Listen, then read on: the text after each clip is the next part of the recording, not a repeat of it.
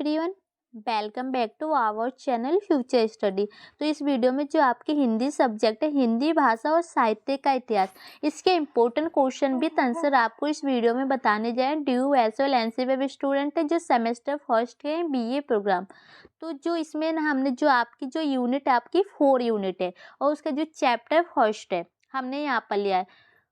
तो एक चीज़ जो हम बता दें कि जो आपके यूनिट 4 यूनिट के चैप्टर के जो फर्स्ट वीडियो होती है ना, जो चैप्टर फर्स्ट के सभी वीडियो बन चुकी है, आप उस वीडियो को देख लीजिएगा। ये क्लास हमारी जो 5 है, ठीक है। एंड हमने आपको जो यूनिट के आपका जो सेकंड चैप्टर है वो हमने अभी तक आपको नहीं कराया किसी भी चैप्टर के। तो हमने आपका जो 50% होता है ना, जो सिलेबस कंप्लीट करा दिया है, 50% आप खुद से कर लीजिएगा, ठीक है। तो इस वीडियो को देख लीजिए।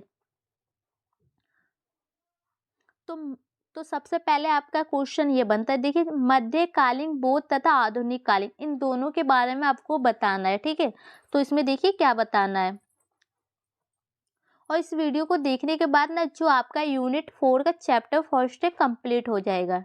इसमें से जो भी क्वेश्चन बनेंगे ना, टोटल 3 क्वेश्चन आ रहे हैं और तीनों का आंसर इस वीडियो में बताया जाएगा एक एक करके। तो देखिए, आधुनिक काल में गद्य और पद्य दोनों की अभिव्यक्ति का माध्यम खड़ी बोली होना इस काल की उल्लेखनीय उपलब्धि है। तो जो आधुनिक काल में ना गद्य को ना खड़ी बोली के द्वारा ही जो बोला जाता हो, ये काल की ना उपलब्धि मतलब एक विशेषता है। काव्य जो अब तक ब्रज भाषा में लिखा जा रहा था, आधुनिक काल में उसकी अभिव्यक्ति का माध्यम खड़ी बोली हो गई।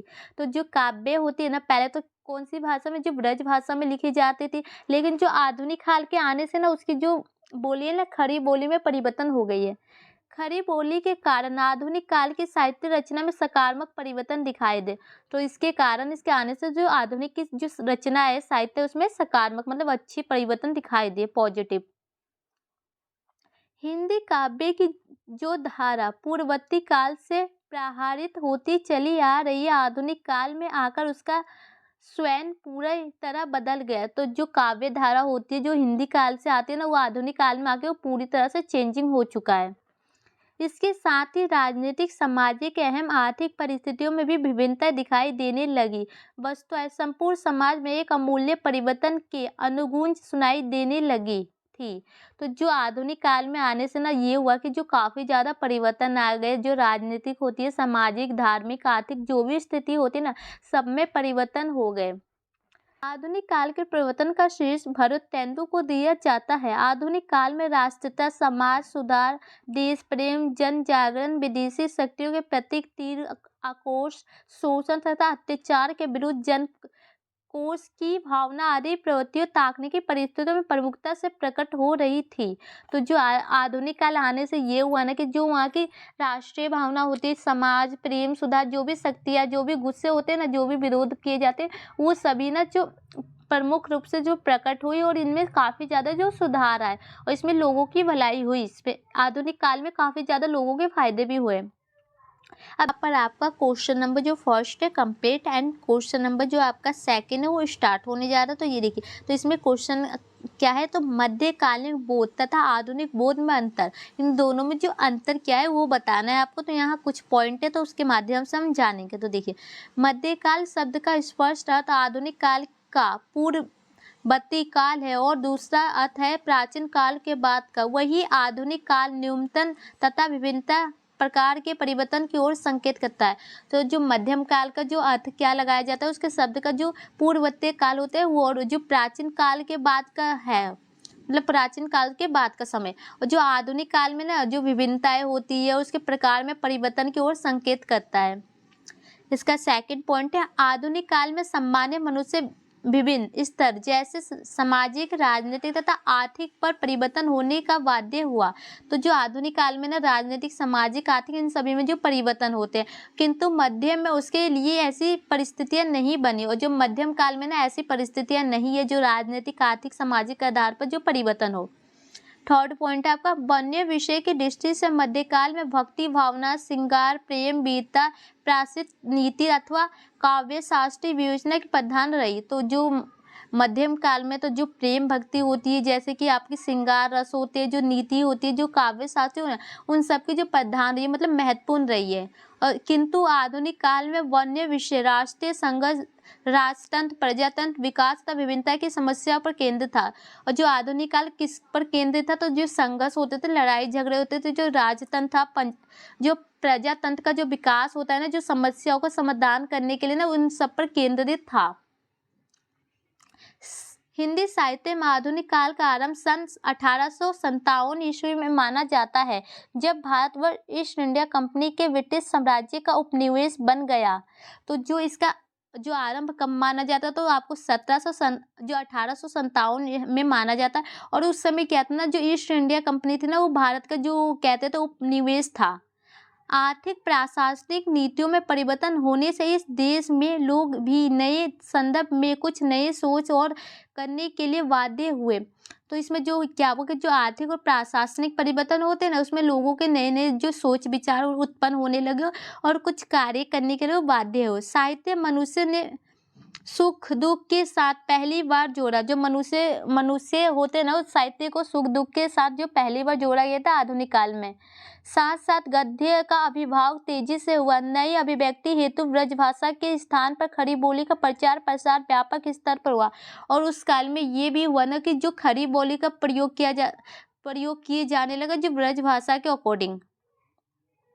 जो आपका नेक्स्ट पॉइंट है, आधुनिक युग में आकार शिक्षा का परंपरागत ढांचा टूट गया। और इसके जो युग में ये हुआ ना, जो शिक्षा की परंपरा ढांचा होती है ना, वो टूट गया, वो खत्म हो गया। नई समस्या उत्पन्न हुई और नई नई समस्या 18वीं शताब्दी के अंत में भारतवर्ष को जिस पश्चात ज्ञान विज्ञान के संपन्न में लाना पड़ा, भारत के ज्ञान विज्ञान की प्रगति में तथा व्यवहार में विभिन्नता था। तो मतलब कि जैसे कि 18वीं शताब्दी के बाद जो ज्ञान विज्ञान के जो संपर्क में लोग आए ना, उसमें विभिन्नता, जो भारत के ज्ञान में विभिन्नता, वैज्ञानिक जो प्रगति होती है उसमें विभिन्नता व्यवहारों में थी।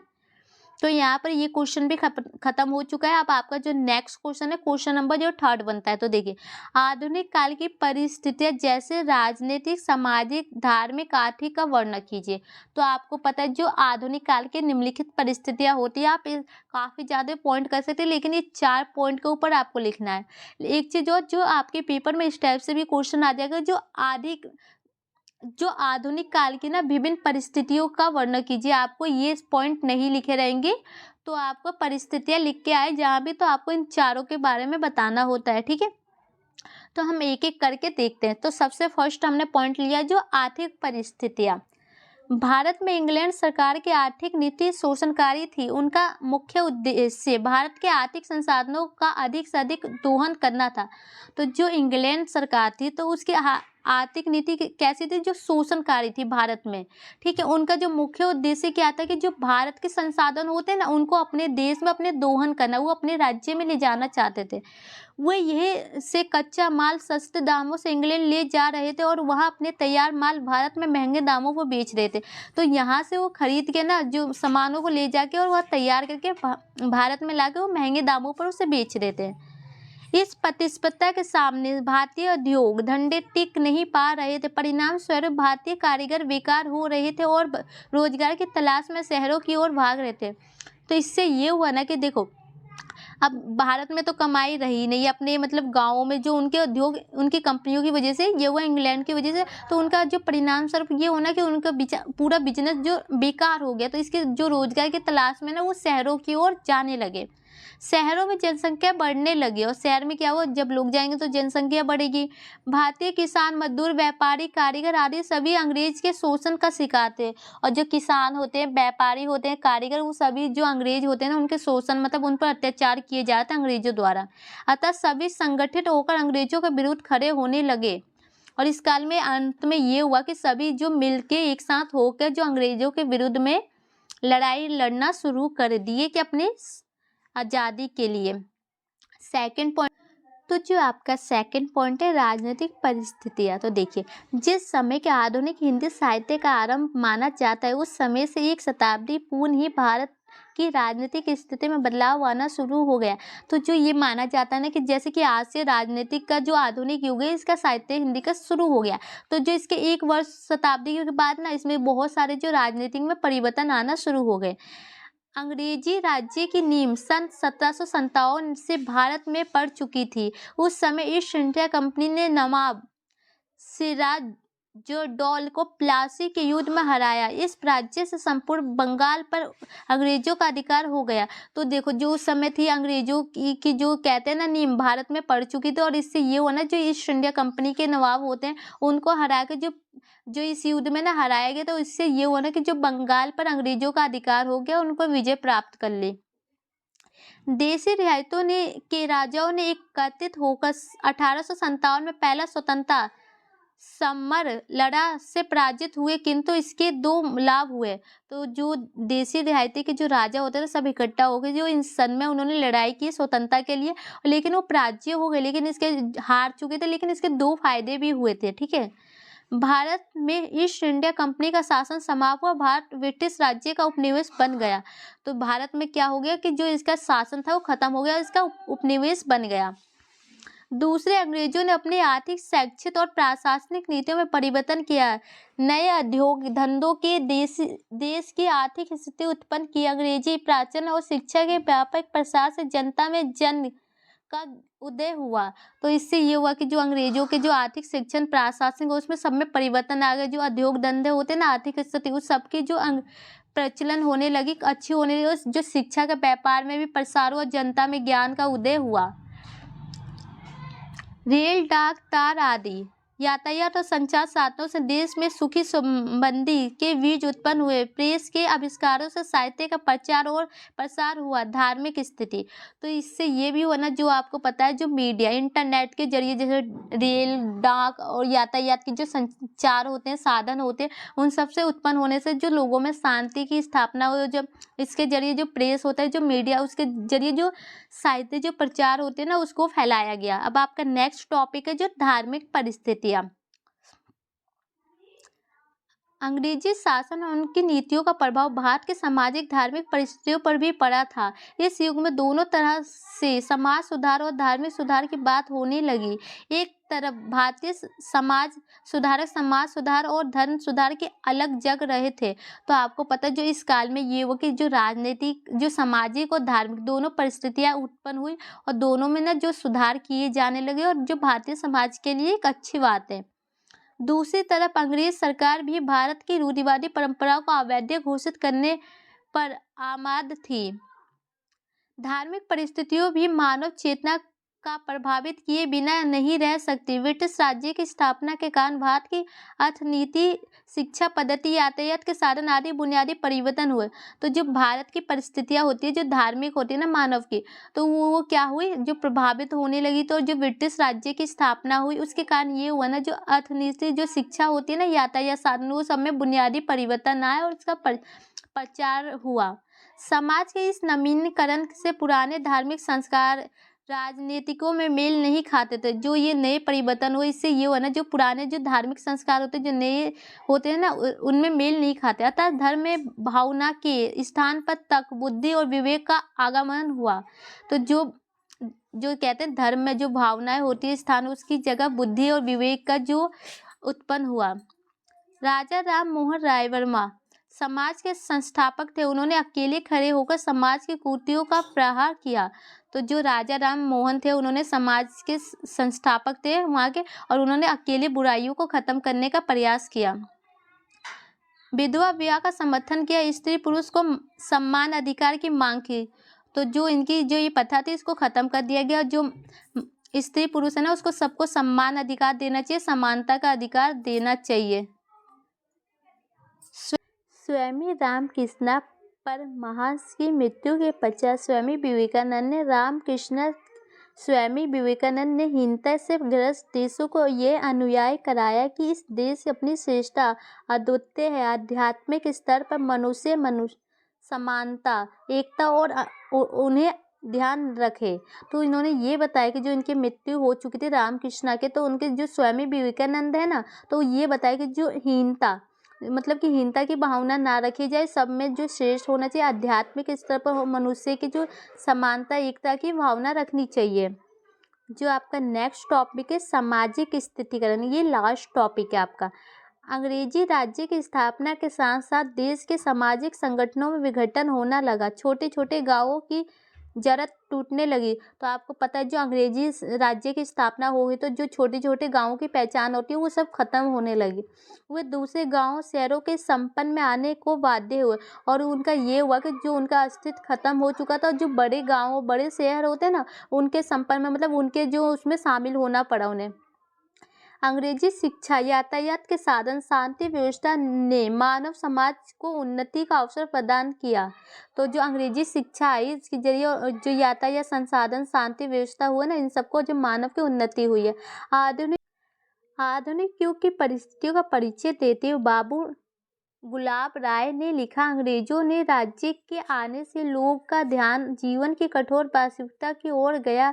जीवन संग्रह बढ़ा और साथ ही जातीय जीवन की भी जागृति हुई। तो मतलब ये बताना चाहते हैं जो एक आपका जो एक कह सकते हैं परिचय दे रहे हैं एक आधुनिक युग के जो लेखक कहते हैं ना जिसे बाबू गुलाब राय, उन्होंने बताया कि जो उस समय के आधुनिक काल में ना लोगों का जो कठोर वास्तविकता जीवन है ना उनकी पहचान हुई, पहले उन्हें नहीं पता था।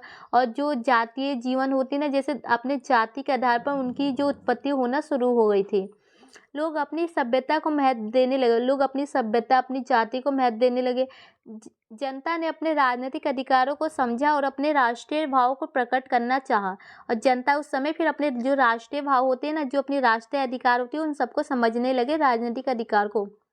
भारत में अंग्रेजी राज्य के स्थापित हो जाने पर नवीन शिक्षा प्रणाली आरंभ हुई।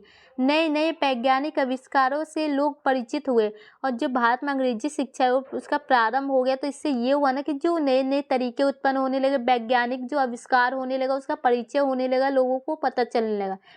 इसके परिणाम स्वरूप समाज, धर्म और राजनीतिक संबंधित अनेक क्रांतिकारी परिवर्तन हुए। और इसमें जो धर्म को लेकर समाज, राजनीतिक, इन सबके जो क्रांतिकारी परिवर्तन हुए उनके कारण सामाजिक सुधार की ओर लोग का ध्यान गया। प्राचीन भारत संस्कृति के पुनर्धारण का पर विचार भी उत्पन्न हुआ। तो जो लोगों का क्या ध्यान गया, किस पर गया, तो जो प्राचीन भारत की संस्कृति होती है ना उन पर विचार किया, उसके परिवर्तन किए गए।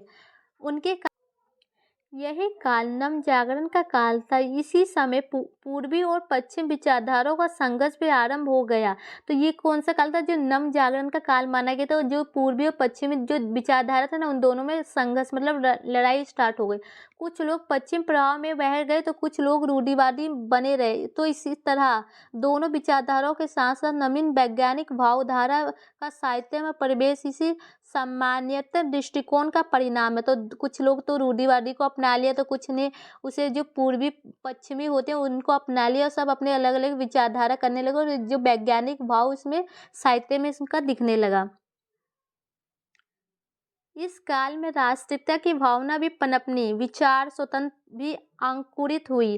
फलस्वरूप इस काल के अंतर्गत कविता, निबंध, उपन्यास, नाटक, कहानी, समालोचना, जीवन इत्यादि नाना साहित्य रूपों का उद्भव हुआ। तो इस काल में ये भी हुआ ना कि जो राष्ट्रीय भावनाएं जो पनपी ना उनके अंतर्गत ये हुआ कि जो वहाँ के उपन्यास, कविता, कहानी, जो जीवन, इन सब का जो उदय हुआ।